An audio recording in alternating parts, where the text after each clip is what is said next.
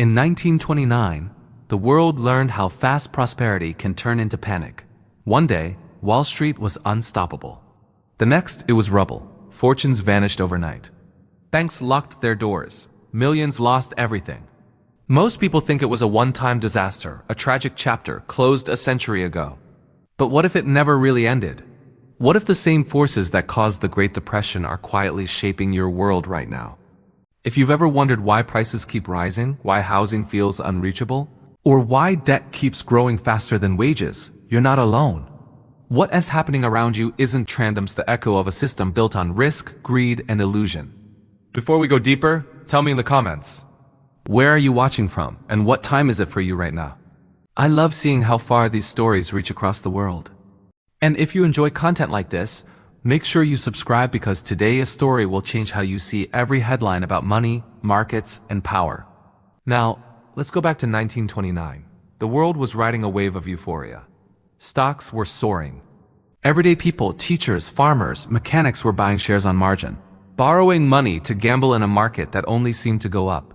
Newspapers called it the new era of wealth. Sound familiar? Everyone believed the old rules didn't apply anymore. Technology was booming, credit was cheap.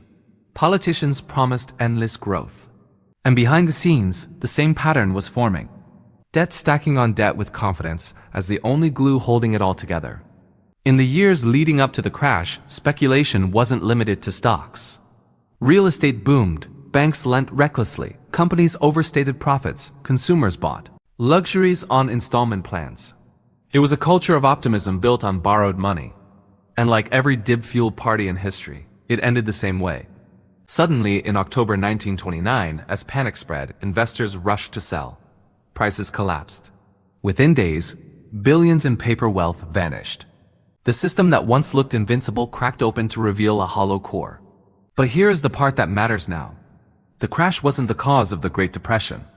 It was the symptom. The deeper illness was the structure of the economy itself.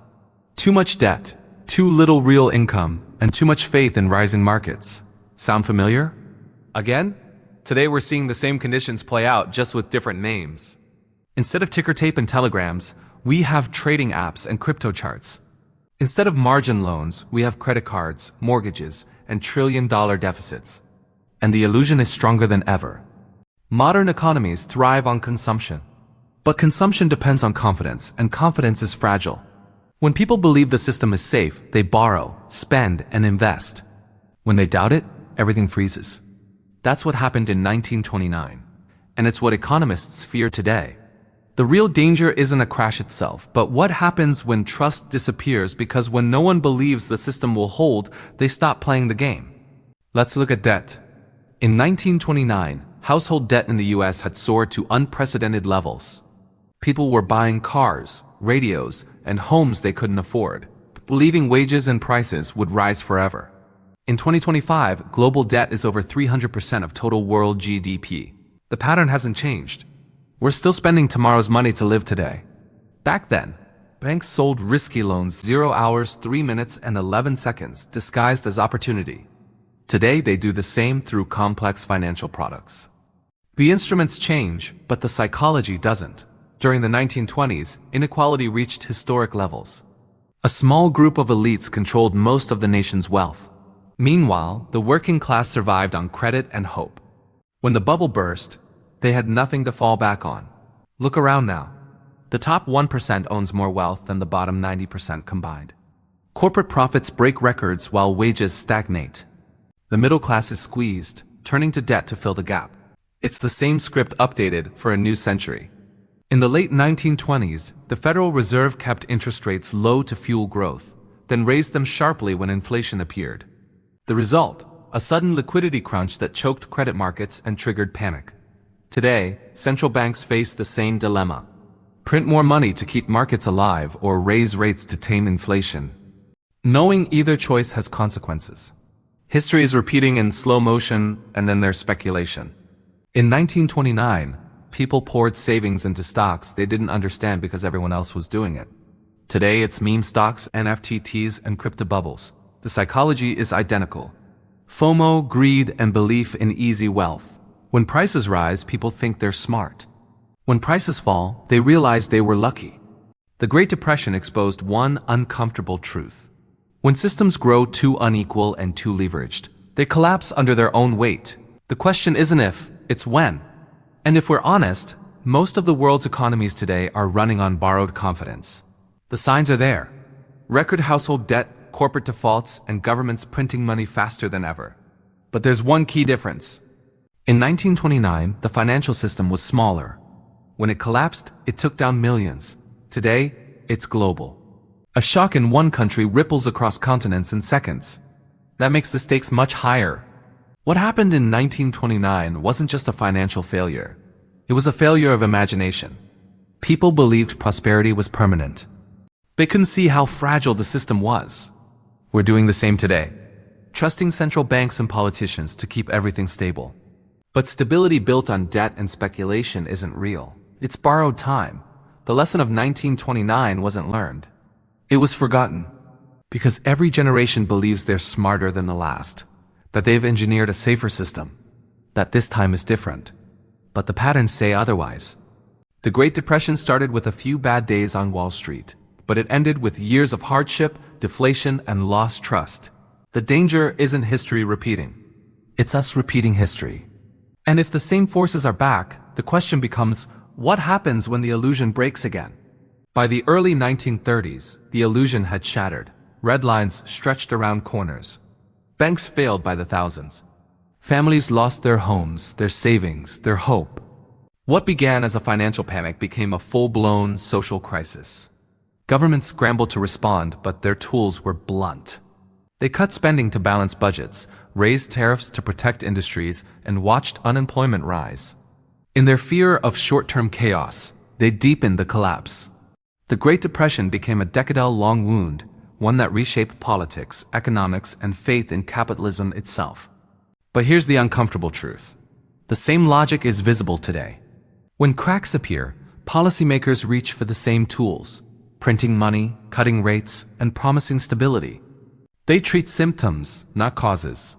The global economy now floats on debt that will never be repaid, held together by central bank intervention and public belief. That belief is fragile. When it breaks, history doesn't repeat. It rhymes. Let's look at speculation. In the 1920s, leverage fueled mania. Investors borrowed 90% of the value of their stocks. When prices fell even slightly, their loans were called in. Margin calls cascaded, forcing liquidation and triggering a downward spiral. In modern markets, leverage hides behind complexity. Hedge funds, derivatives, and shadow banks magnify small shocks into systemic threats. The mechanisms have evolved, but the core danger remains. Too much risk, too little transparency, too much confidence in models built on assumptions. When reality shifts, those assumptions implode. During the Great Depression, trust collapsed first in markets, then in institutions. Banks closed their doors overnight, leaving depositors with nothing. In response, the US government created the FDIC to ensure deposits. It worked for me for a while, but today the scale is different. Banking is global. When Silicon Valley Bank failed in 2023, panic spread instantly across borders. The same fear of invisible losses, of vanishing safety, still lives under the surface. What made 1929 so dangerous wasn't only financial. It was psychological. The belief in endless progress had become religion. Prosperity was destiny. When that myth broke, people didn't just lose money. They lost trust in the system itself. The danger today is similar. For decades, we've been told that central banks can control cycles, that policymakers can smooth downturns, that recessions are relics of the past. Yet every fix requires more debt, more intervention, and more distortion. Each rescue plants the seed for the next collapse. The Great Depression also revealed how interconnected global economies had become. When American markets fell, European banks, already burdened by war debt, collapsed. Germany spiraled into crisis. That collapse fed resentment, extremism, and political chaos. The world learned that economic pain doesn't stay contained. Fast forward to now. Global debt exceeds $300 trillion. A crisis in one corner, a sovereign default, a currency devaluation, a failed bank can ripple instantly. The architecture is larger but no sturdier. In 1929, policymakers thought they could restore confidence with speeches and small interventions. They misunderstood the disease. It wasn't panic. It was leverage. People weren't irrational. They were overexposed. The same applies now. Central banks flood markets with liquidity, hoping optimism will rebuild itself. But liquidity is not solvent. Printing money doesn't create real value. It delays recognition of losses. The longer it's delayed, the more violent the correction becomes. Here's another echo. In the 1920s, asset prices soared far beyond fundamentals. Investors justified it by claiming this time is different. That new technology, new management, and new policy made the old rules obsolete. Sound familiar? Today, valuations stretch logic again. Companies lose billions yet trade at record highs because markets expect endless growth. The same optimism blinds investors to fragility. The names change from RCA and Bethlehem Steel to Tesla and startups with no profits, but the psychology is identical. Debt bubbles always end the same way. Confidence breaks, credit tightens, prices fall. The question is timing. In 1929, it happened suddenly. In modern times, it may unfold gradually, masked by policy support. But arithmetic doesn't lie. If debt grows faster than income, repayment becomes impossible. If growth depends on credit expansion, stability becomes illusion. We're repeating the same structure that doomed the 1920s, only at planetary scale.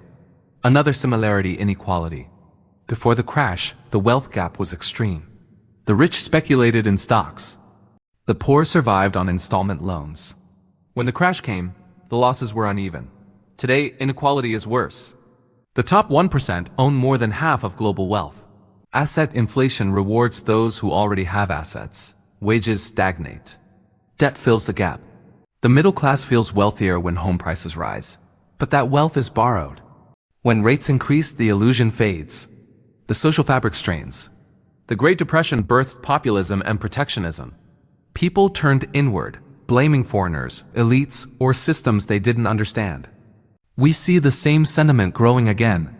Distrust in institutions, anger at inequality, fear of change. Economic insecurity breeds extremism. History warns what follows when pain meets politics. Back then, governments tried austerity, cutting spending to restore confidence. It failed. Today, leaders face the opposite trap: infinite spending financed by printing money. Both paths lead to collapse. One through deflation and despair, the other through inflation and decay. Sustainable prosperity requires balance. Debt must serve production, not speculation. Policy must favor long-term stability, not short-term gains. Yet, political incentives reward the opposite. In 1929, speculation was visible. Crowds gathered outside brokerage houses watching tickers roll. Today, speculation is digital. Instant trades, algorithmic bets, derivatives stacked upon derivatives.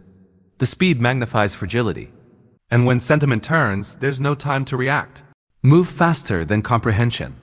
The velocity ensures the next crash, when it comes, will spread before most realize it's begun. But perhaps the most dangerous parallel lies in psychology. Before every collapse, people feel safest. They believe in progress, technology, and control. They dismiss warnings as pessimism. In the 1920s, those who sold early were mocked. In 2025, those who speak of bubbles face the same ridicule. Confidence blinds, complacency builds. And then one day something breaks. A default, a failed auction, a sudden loss of liquidity, and the illusion evaporates. Yet history isn't destiny. The lessons exist. Diversify risk. Question consensus. Understand that value depends on trust, and trust depends on discipline.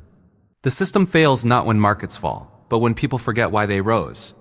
In 1929, no one imagined a decade of depression. In 2025, few imagined the same. That's what makes the echo so dangerous. Familiarity breeds blindness. So as debt mounts, speculation grows, and inequality deepens. Ask yourself, are we wiser than those before us, or simply repeating their mistakes with better technology? When the dust settled after 1929, it wasn't only portfolios that were destroyed. It was faith. Faith in the market, in leadership, in the promise that effort alone could secure prosperity. The collapse forced nations to reconsider everything they believed about money and power. The United States reinvented itself through the New Deal. It introduced regulation, deposit insurance, and social safety nets. These reforms didn't end the Depression, but they slowed the bleeding and set new rules. For the first time, the state accepted responsibility for economic stability. Yet even those solutions carried seeds of future fragility. Once governments learned they could manipulate markets for stability, they never stopped. Look at where we stand now. The foundations built in the 1930s still shape our present. Central banks create liquidity when panic hits. Governments spend trillions to stimulate demand. Investors expect rescue. The moral hazard is permanent. Risk is socialized. Reward remains private. In 1929, this would have been unthinkable. In 2025, it is assumed. This is how history drifts. From emergency measures to permanent doctrine. What was once exceptional becomes routine. The Depression taught leaders one clear lesson. Deflation kills. When prices fall, people hoard money. Businesses delay investment and unemployment spirals. To prevent that, modern economies accept inflation as normal. But this tolerance has costs. Persistent inflation erodes savings, rewards debt, and punishes prudence. It shifts wealth silently upward from savers to borrowers, from workers to asset owners. The system now depends on this hidden transfer. It cannot allow prices to fall even when fundamentals demand correction. That's why crises today end with bailouts, not bankruptcies. Back in 1929, markets were smaller. The damage, though massive, was still national. Today, they are planetary. Capital flows move in milliseconds. Derivatives tie banks across continents. A policy mistake in Washington ricochets to Frankfurt, Beijing, and Sao Paulo within minutes. The interconnection built to spread prosperity now multiplies risk. When one link fails, contagion is instant. That's why small crises trigger global tremors. The structure amplifies every shock. The Great Depression reshaped geopolitics. Economic collapse fueled nationalism, protectionism, and conflict. Desperate populations embraced strongmen who promised certainty. In our time, the parallels grow sharper. Economic anxiety breeds political extremes. Populism rises. Trust in democracy fades. When people lose hope in fair opportunity, they seek control. Any control. That was true in 1933. It is true now. The original crash began with belief that markets could self-correct. Today, we cling to belief that governments can always intervene. Both faiths are illusions. No system escapes arithmetic, debt exceeding income, speculation exceeding production, promises exceeding reality. These always resolve the same way. The longer the denial, the harder the reckoning. In 1929, few understood how intertwined finance and real life had become. A farmer in Kansas didn't see the link between Wall Street leverage and wheat prices. But when credit froze, his world collapsed. Today, the connections are more complex, but no less real. When central banks tighten policy, mortgage rates jump, housing cools, jobs vanish. The feedback loop is faster, the impact deeper. Ordinary people, not algorithms, carry the cost. Technology has changed scale, but not nature. In the 1920s, ticker tapes spread prices with delay. Today, algorithms act instantly without judgment. Fear and greed, once human, are now automated. This makes crises more violent. When machines detect a fall, they sell. When they sell, others follow. Liquidity disappears in seconds. What once unfolded over weeks now happens before markets open. The cycle has compressed. The consequences remain the same. But there's another lesson from 1929. One of resilience. Out of ruin came reform. Out of despair came innovation. The challenge for our generation is to adapt before collapse, not after. We know the warning signs: unsustainable debt, inflated assets, inequality, overconfidence. We also know the tools: fiscal prudence, productive investment, shared prosperity. What's missing is will. It's easier to postpone pain, to borrow another trillion, to print another rescue. But every postponement compounds the reckoning. If you study 1929 carefully, one theme repeats: denial. Journalists dismissed the first drops as healthy corrections. Politicians called it temporary turbulence. Bankers insisted fundamentals were sound. By the time they admitted the truth, it was too late. The system had already cracked. That psychology and the refusal to believe is timeless. It surrounds us again. Market optimism remains high. Valuations defy gravity. Central banks assure stability, yet beneath strain builds. When future historians study our age, they will ask the same question we ask of 1929. How did they not see? The answer will be the same. They did. They chose not to believe. Comfort is easier than correction. That is the core lesson of every crash. So where does this leave us? The global economy stands at a familiar edge. Growth slows. Debt climbs. Inequality fuels anger. Institutions strain. Technology accelerates everything. The pattern is old. The context is new. The Great Depression taught that collapse is not only financial but moral. When trust erodes, systems crumble. The challenge today is preserving that trust before another reckoning forces renewal. If you followed this far, take a moment. Look at your own economy, your savings, your prices, your opportunities. The ghost of 1929 isn't in history books. It's in every decision to chase profit without foundation, to ignore warning for comfort, to treat speculation as growth. Crashes don't emerge from nowhere. They grow quietly in belief. So ask yourself, if the conditions of 1929 returned, would we notice? Or have we built a system so complex, so confident that it can no longer see its own reflection? The answer may decide whether the next decade repeats the past or finally learns from it. If this made you think differently about today's economy, share your thoughts below. Are we wiser now or walking the same path in better suits? Your perspective matters because history isn't over. It's repeating in slow motion.